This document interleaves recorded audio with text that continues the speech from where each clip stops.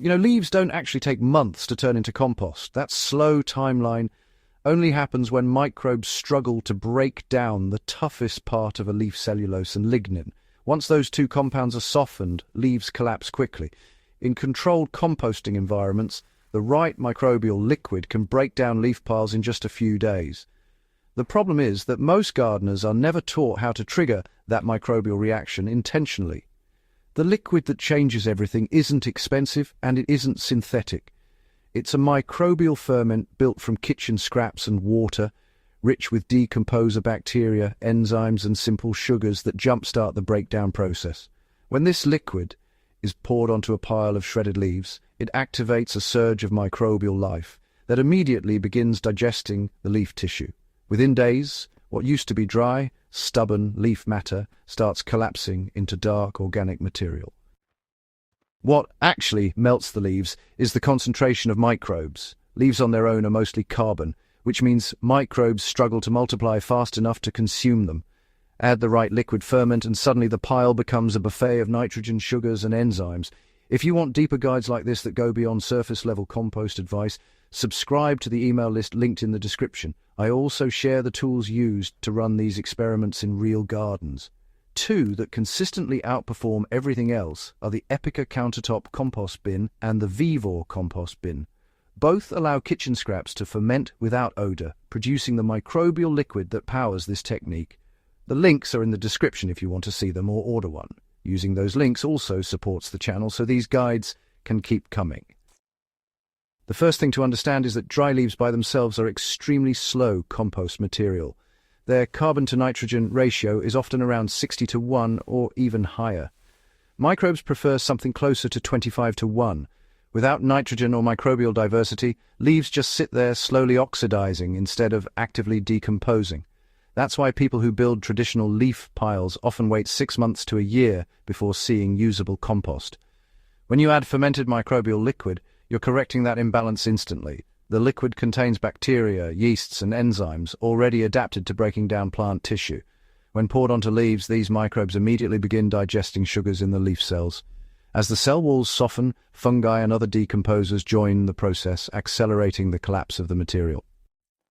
Making the liquid itself is simple and doesn't require specialized equipment, but using a sealed fermentation container makes the process cleaner and faster.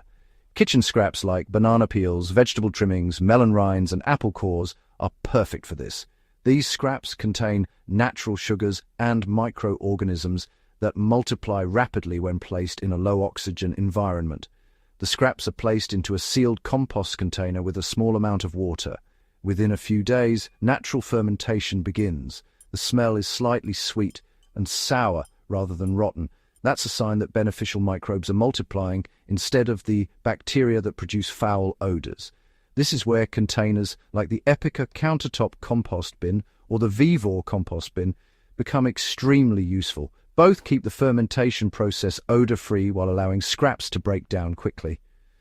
They're far more efficient than leaving scraps in open containers or trying to ferment them in random jars. Again, the links are in the description if you want to check them out or support the channel. Once the liquid forms at the bottom of the container, it becomes the microbial accelerator that drives this method. The liquid should be diluted slightly before use, usually around 1 part ferment liquid to 5 parts water. This prevents the solution from becoming overly acidic while still delivering a powerful microbial inoculation. Now the interesting part begins. A leaf pile treated with this liquid behaves very differently from an untreated pile.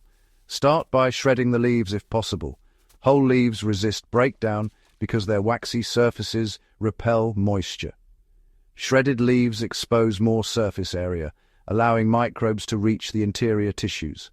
Spread the shredded leaves into a pile roughly 3 feet wide and 2 feet high. This size is large enough to retain moisture but small enough to manage easily. Pour the diluted ferment liquid evenly across the pile until the leaves are damp but not soaked. The moisture level should resemble a wrung-out sponge. Within 24 hours, microbial activity becomes visible. The pile begins warming slightly as bacteria multiply and start digesting the leaf sugars. Within 2 or 3 days, the structure of the leaves begins collapsing. They lose their rigid shape and soften into a darker, crumbly material. Turning the pile every 2 days speeds things up even further.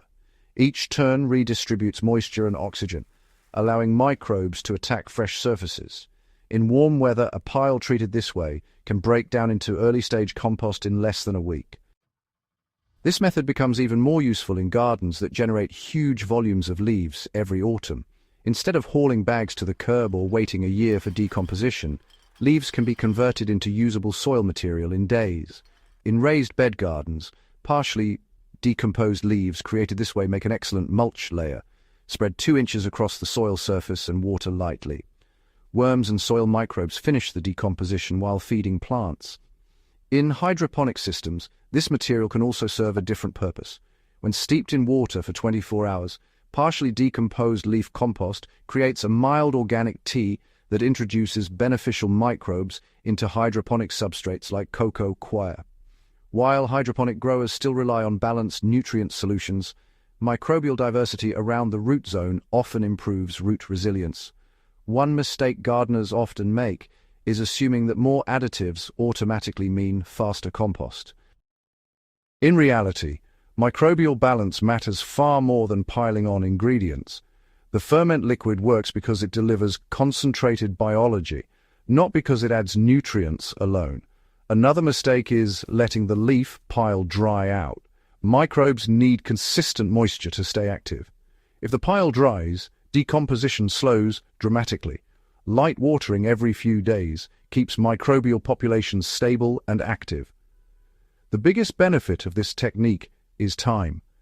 Instead of waiting months for leaves to slowly decay, you're harnessing microbial energy immediately. Leaves become soil much faster, and gardeners regain control over the composting timeline. The result is a system where kitchen scraps feed microbes, microbes break down leaves, and leaves become rich organic matter that feeds the garden again. It's a closed loop that converts waste into fertility faster than most traditional compost methods. For gardeners who want living soil instead of just decomposing piles, this kind of microbial composting changes everything. It transforms leaves from a seasonal nuisance into one of the fastest ways to build organic matter. If practical soil-building methods like this are useful to you, subscribe to HydroHaven and share the video with another gardener who wants better compost and healthier soil. Real gardening improvements rarely come from expensive products. They come from understanding how microbes, plants, and organic matter work together to build living soil.